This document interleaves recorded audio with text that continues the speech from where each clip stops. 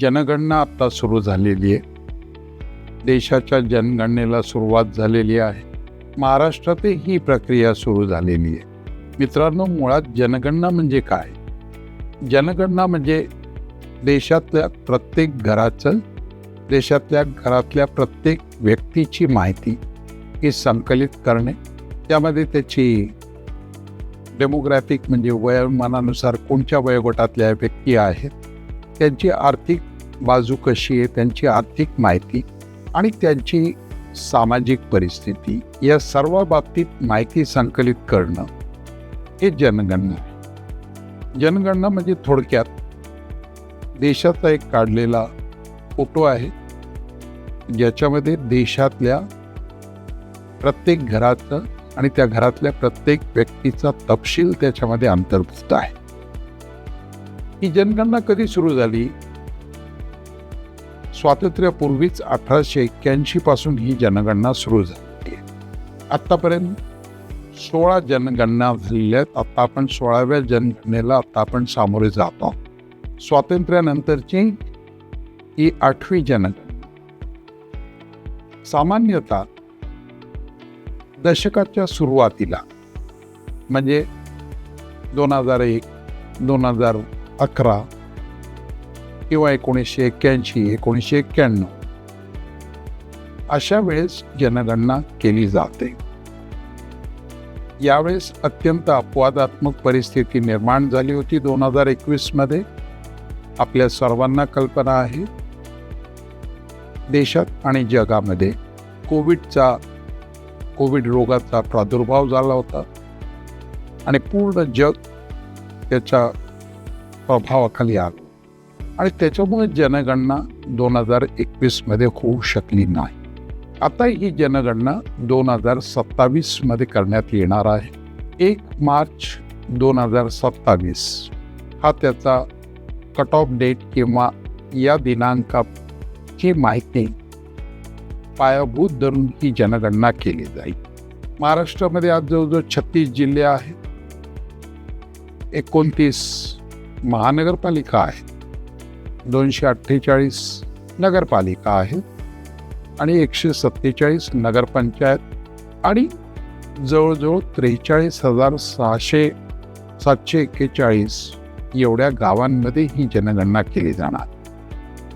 या जनगणनेचं अजून एक वैशिष्ट्य असं आहे की ही जनगणना करताना जास्तीत जास्त डिजिटल आपण करण्याचा प्रयत्न करत आहोत, ज्यामुळे हे पर्यावरणपूरक जनगणना आहे. या जनगणनेमध्ये जिल्हा राज्य स्तरावर डायरेक्टर सेन्सस आहेत. सर्व माननीय मुख्य सचिवांच्या नियंत्रणाखाली करण्यात येणार आहे. डायरेक्टर सेन्सस, विभागीय आयुक्त, जिल्हाधिकारी, नगरपालिका मुख्य अधिकारी आणि तहसीलदार यांच्या मार्फत ही सगळी जनगणना केली जाणार आहे.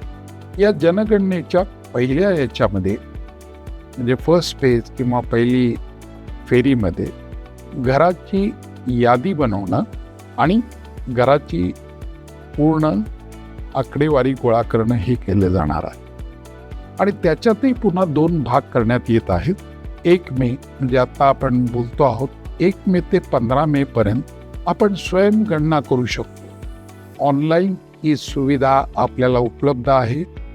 आपण स्वतःची माहिती स्वतः भरू शकतो आणि हे झाल्यानंतर 16 मे ते 14 जूनच्या दरम्यान जनगणना करणारे कर्मचारी आपल्या घरी येऊन आपल्याकडनं ती माहितीची पुन्हा फेर तपासणी करतील किंवा आपण स्वयंगणना केली नसेल तर ती माहिती घेऊन त्याच्यामध्ये तपशील ॲड करतील. हाऊस टू हाऊस व्हिजिट जी करायची आहे पॉप्युलेशनची, पहिली जशी सांगितली मी तशी घराची जनगणना आहे की घराची गणना आहे किंवा घराची एकंदर संख्या किती आहे त्याची गणना केली जाणार आहे. दुसऱ्या टप्प्यामध्ये लोकसंख्येची गणना केली जाणार आहे. याच्यामध्ये सुद्धा पुन्हा स्वतःला माहिती भरण्याचं ऑप्शन आहे. पण या लोकसंख्येची खात्री पटवण्यासाठी किंवा घरोघरी भेट देऊन ही खात्री करण्यासाठी ही प्रक्रिया 9 ते 28 फेब्रुवारी 27मध्ये, म्हणजे जवळजवळ अजून साधारण 8 ते 10 महिन्यानंतर ही प्रक्रिया केली जाणार आहे. ही प्रक्रिया केली जात असताना आपल्या घराच्या बाबतीत वेगवेगळी माहिती संकलित केली जाईल. घर क्रमांक आहे, घराची म्हणजे नगरपालिकेने दिलेला काय आहे, घरासाठी कसं घर आहे, कच्चं घर आहे, पक्कं घर आहे, घराची स्थिती काय आहे, घरात कोण राहतं, घर कुटुंब प्रमुखाचं नाव काय, असे वेगवेगळे जवळजवळ 32-33 मुद्द्यांवर ही माहिती गोळा केली जाईल. एक आपण लक्षात ठेवलं पाहिजे की ही सगळी माहिती जे कोणी गणना करायला आपल्याकडे कर्मचारी येतील ती आपल्याला विचारून ती लिहून घेतील. त्याच्यासाठी वेगळ्याने आपल्याला कुठलाही कोड किंवा काही करायची गरज नाही. फक्त स्वयंगणना करत असताना वेब पोर्टलवर जाऊन स्वतः गणना करायची त्याच्यामध्ये तरतूद आहे.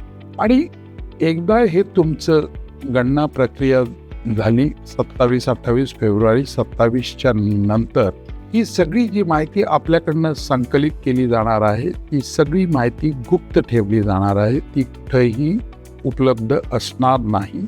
ही माहिती एन्क्रिप्ट स्वरूपात किंवा गुप्त स्वरूपात ही ठेवली जाईल आणि त्या जनगणनेमधली माहिती ही फक्त शासन भविष्यातल्या नियोजनासाठी आणि भविष्यातली धोरणं ठरवण्यासाठी ती वापरली जाईल किंवा तिचा वापर केला जाईल. कुठेही ही जनगणना पुन्हा एकदा स्पष्ट करण्यात येते की ही जनगणनेतली भरलेली माहिती कुठेही पब्लिकली उपलब्ध असणार नाही.